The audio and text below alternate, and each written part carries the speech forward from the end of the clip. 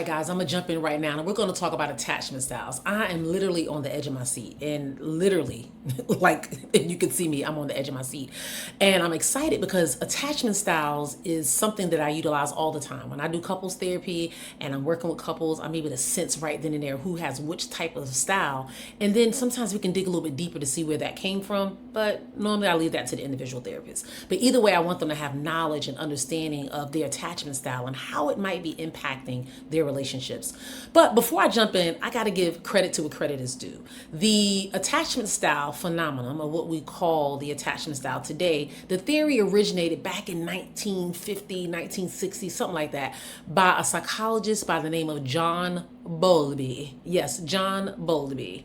He actually curated this. And then later on, his work was expanded by Mary Ainsworth. So most of us know Mary Ainsworth is the person with attachment theory, but I had to let you know that Mr. John came in and he created it first, and then she kind of built off of it. So let me go ahead and move forward. So there are four main attachment styles. We have the secure attachment style. That is where the caregiver is pretty much responsive to the needs of the individual, the child in this case.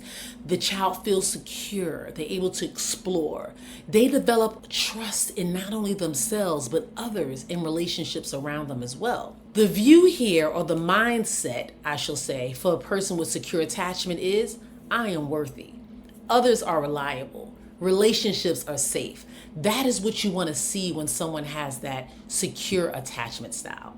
And then let's move on to number two. That is the anxious preoccupied, or the insecure ambivalent attachment style.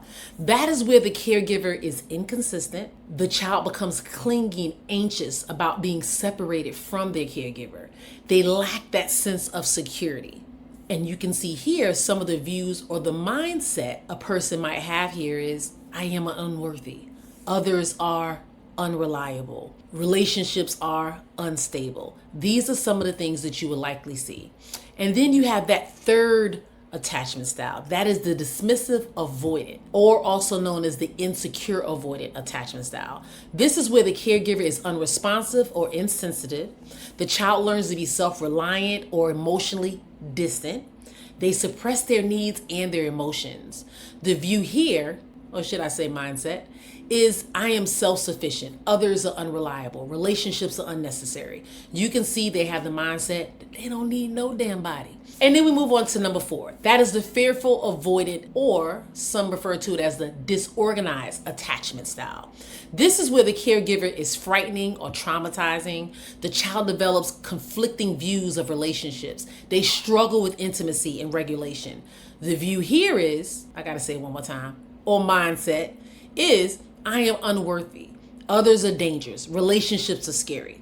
So you want to know how this ties in, and you're taking a test and you want to know, why do I need to know these damn attachment styles? I'm going to tell you right now. Attachment styles develop early in childhood. They influence adult relationships and our self-perceptions.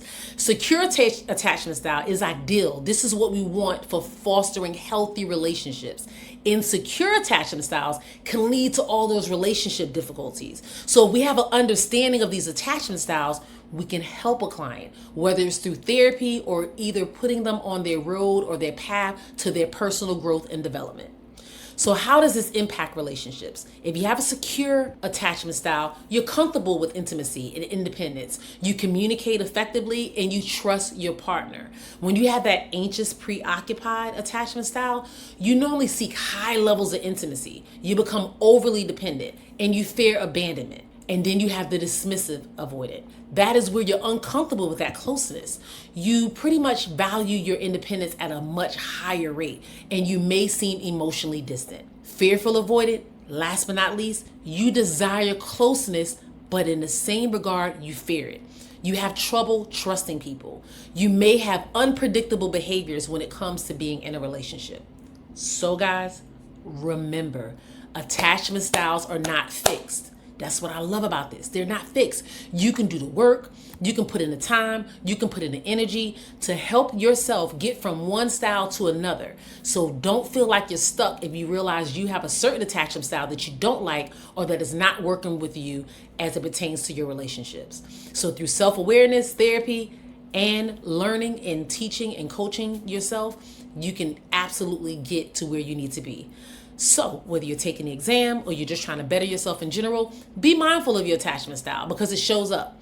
I hope this was hella helpful. Make sure you share. Make sure you tell a friend. If you're looking for some test prep material that can help you win, check out the link in the bio or the link below, or maybe the link in this video. I don't know where we have it at. But either way, it's going to help you win. Until the next one, you have an amazing day.